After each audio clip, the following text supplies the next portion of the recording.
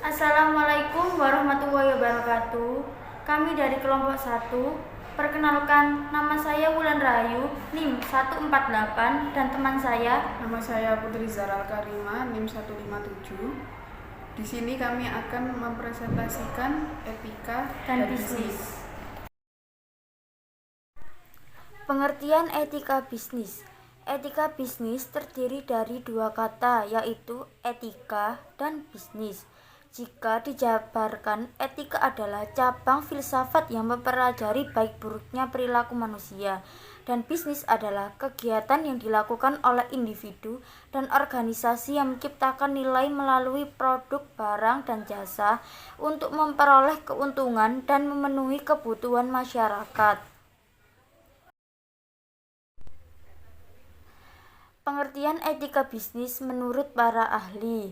Menurut Hill dan Jones, pengertian etika bisnis merupakan ajaran dalam membedakan antara benar dan salah, dalam memberi bekal kepada setiap pemimpin perusahaan ketika mempertimbangkan pengambilan keputusan strategis terkait dengan masalah moral yang kompleks. Secara umum, pengertian etika bisnis adalah tindakan yang dilakukan dalam kegiatan bisnis dengan tidak menyalahi aturan organisasi dan masyarakat. Yosepus. Menurut Yosepus, etika berbisnis adalah penerapan moral dalam bidang ekonomi, terutama dalam bidang industri bisnis. Muslike. Menurut Muslike, etika yang ada dalam dunia bisnis adalah sebuah pengetahuan seseorang bagaimana cara yang ideal untuk mengelola bisnis yang berdasarkan pada norma moral secara umum. Prinsip-prinsip etika bisnis. Adapun beberapa prinsip yang wajib ada untuk memenuhi etika dalam berbisnis diantaranya. 1. Prinsip otonomi. Prinsip ini dapat menentukan dan mengetahui sikap dan kemampuan manusia dalam mengambil keputusan dan bertindak sesuai dengan kesadarannya sendiri. 2. Prinsip kejujuran. Kejujuran sangat dijunjung tinggi dalam setiap aspek kehidupan. Kejujuran dalam berbisnis dapat dikategorikan sebagai syarat dalam pemenuhan perjanjian antar sesama pengelolaan bisnis maupun semua yang terlibat di dalamnya. 3. Prinsip keadilan.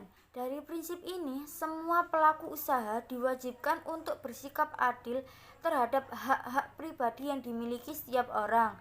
Prinsip ini berlaku untuk eksternal maupun internal sebuah perusahaan tanpa adanya perbedaan kasta, status, maupun tingkat jabatan. 4. Prinsip royalitas. Penerapan prinsip ini dilakukan agar pembisnis tidak dapat mencampur urusan pribadi dengan urusan bisnis, karena royalitas pada perusahaan bisa terlihat dari kerja keras dan keseriusan dalam menjalankan sebuah usaha, tetapi tetap sesuai dengan visi dan misi bisnis yang dijalankan. 5. Prinsip integritas moral. Dengan integritas moral yang bagus, maka kepercayaan masyarakat ke sebuah bisnis menjadi meningkat. Penerapan bisnis ini berarti semua pihak yang terlibat dalam perusahaan harus selalu menjaga nama baik perusahaan. Teori etika bisnis. Secara umum, teori ini memang berbicara tentang bagaimana perilaku berbisnis yang baik sesuai dengan norma. Namun, ada 4 teori besar yang juga dipelajari dalam konsep tersebut. Di antaranya yang pertama, teori keutamaan. Teori pertama adalah tentang keutamaan memandang bagaimana orang bersikap. Perilaku atau sikap baik seseorang akan menciptakan watak dan karakter yang baik secara moral juga. 2. Teori hak. Teori hak berbicara mengenai sesuatu yang pantas dan harus didapatkan oleh seorang individu. Sehingga jika dilihat dari segi bisnis, segala keputusan yang diambil perusahaan tidak boleh melanggar hak seseorang. Yang ketiga, teori deontologi. Teori deontologi dalam etika bisnis menekankan tentang kewajiban seseorang untuk berperilaku sesuai dengan tanggung jawab yang diberikan. seperti bekerja di suatu perusahaan dan bertugas untuk menangani pemasaran produk. Maka, agar sesuai dengan teori deontologi, Anda harus melakukan tugas tersebut dengan baik. Yang keempat, teori teleologi. Kata teleologi berasal dari bahasa Yunani yaitu telos yang berarti tujuan atau akhir.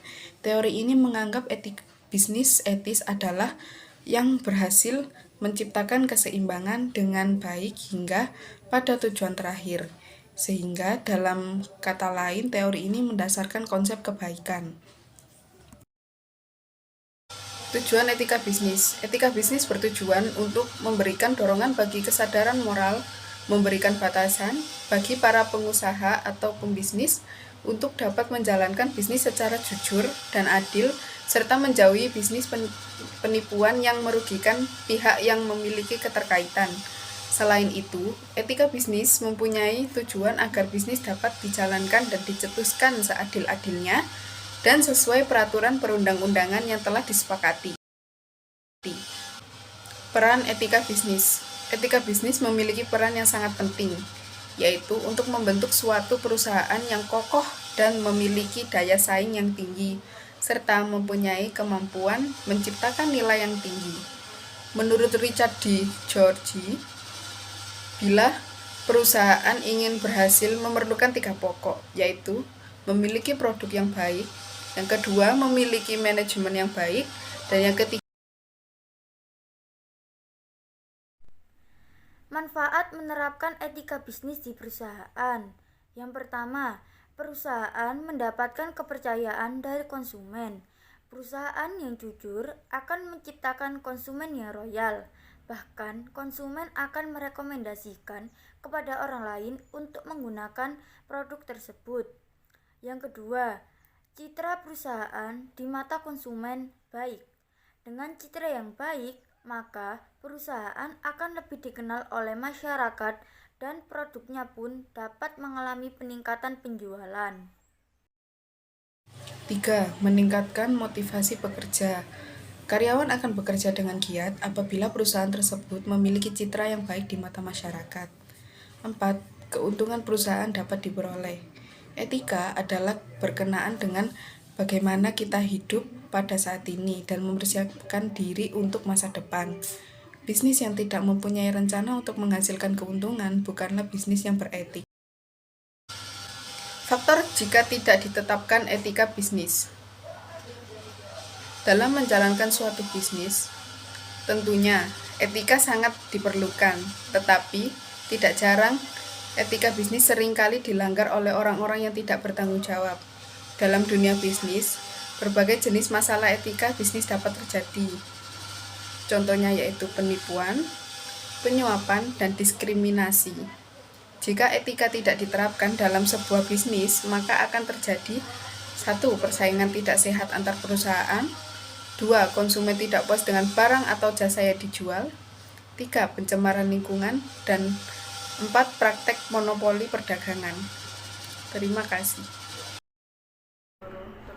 Sekian dan terima kasih. Wassalamualaikum warahmatullahi wabarakatuh.